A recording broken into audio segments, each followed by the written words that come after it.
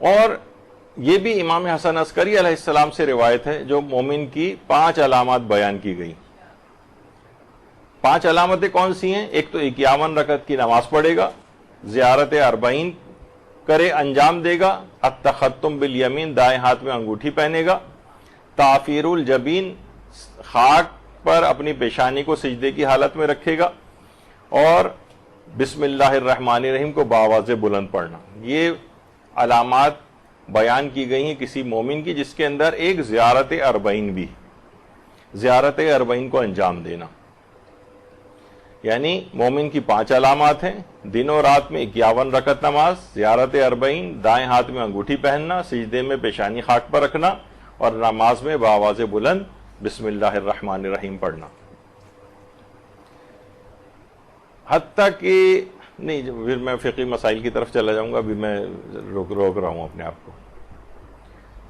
اچھا، یہ جو روایت ہے کہ مومن کی 5 علامات ہیں، اس پہ آیت اللہ وحید خراسانی نے بھی باقاعدہ اپنے بیانات میں اس بات کی تصریح کی ہے کہ یہ جو ہے شیخ انصاری بھی اس روایت کو معتبر سمجھتے تھے، علامت مومن جس میں 5 بیان کی گئی، اور یہ معتبر احادیث میں سے.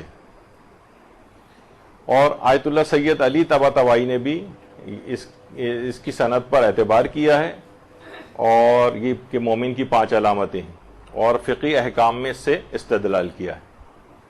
اسی طرح سے علامہ ہلی نے بھی زیارت 40 کے استحباب کے اوپر فتویٰ دیا ہے، اور اس فتوے کے ضمن میں یہی والی روایت پیش کی ہے کہ مومن کی 5 علامات ہیں جس کے اندر ایک زیارت 40 بھی. یعنی یہ جو روایت ہے یہ اس حد تک یہ ثابت شدہ ہے. اور خود علامہ مجلسی نے بھی علامات مومن والی جو روایت ہے اس کو کہا ہے کہ یہ کتب معتبرہ میں یہ روایت امام حسن عسکری علیہ السلام کے حوالے سے وارد ہوئی. تو یہ زیارت 40، زیارت 40 اس کے اندر دیکھیے ایک جملہ یہ آتا ہے کہ یہ لیستنقذ عبادک من الجہالت وحیرت الضلالت، کہ یہ امام جعفر صادق علیہ السلام فرماتے ہیں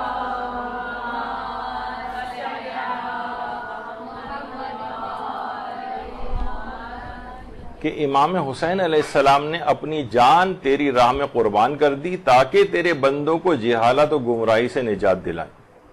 تو جہالت اور گمراہی سے نجات دلانے کے لیے امام حسین علیہ السلام نے اپنی جان کو قربان کیا. تو ہمیں اس کے پیغامات بھی دیکھنے چاہیے. زیارت مطلقہ میں یہ بات آئی ہے کہ سید الشہداء امام حسین اور آپ کے تمام اصحاب نماز کی راہ میں شہید ہوئے ہیں، اور اس کے اندر ہے اشہد انک قد اقمت الصلاۃ وآتیت الزکاۃ وامرت بالمعروف ونہیت عن المنکر، گواہی دیتا ہوں میں کہ آپ نے نماز قائم کی اور زکوٰۃ دی، نیکیوں کو حکم دیا، برائیوں سے روکا. تو یہ کیسے ممکن ہے کہ ان زیارات کو انجام دینے والا، زیارت 40 کو کرنے والا، زیارت 40 کو پڑھنے والا، وہ ان تمام چیزوں سے اپنے آپ کو دور لے جائے، وہ نہ نماز پڑھے، نہ زکوٰۃ و خمس دے، نیکیوں کو حکم نہ دے، برائیوں سے نہ روکے.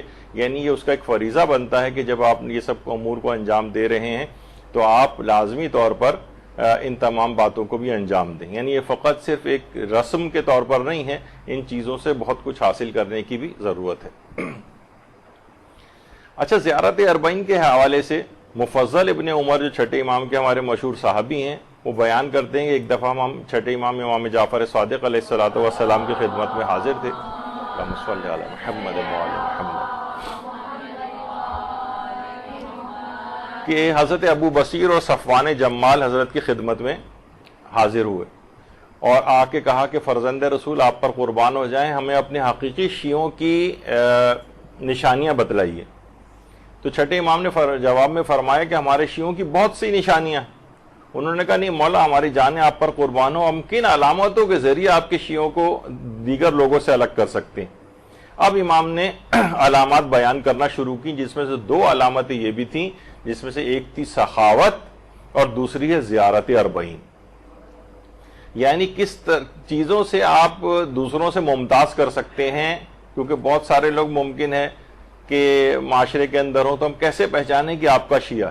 تو بہت سی علامتیں بیان امام نے کی، جس کے اندر 2 خصوصیت کے ساتھ تھیں، جس میں سے ایک تو سخاوت، یعنی سخی ہونا چاہیے امام کے چاہنے والے کو، اور دوسرا ہے کہ زیارت اربعین کو انجام دینے والا ہونا چاہیے۔ اس لحاظ سے بھی دیکھیے مومن کی جو نشانیوں میں سے ایک نشانی جو کہ 5 علامتوں کے اندر بیان کی گئی وہ الگ تھی، لیکن الگ سے ایک روایت صفوان جمال کی اور ابو بصیر سے جو روایت ہے اس میں بھی زیارت اربعین کو الگ سے بیان کیا گیا ہے مومن کی نشانی کے طور پر۔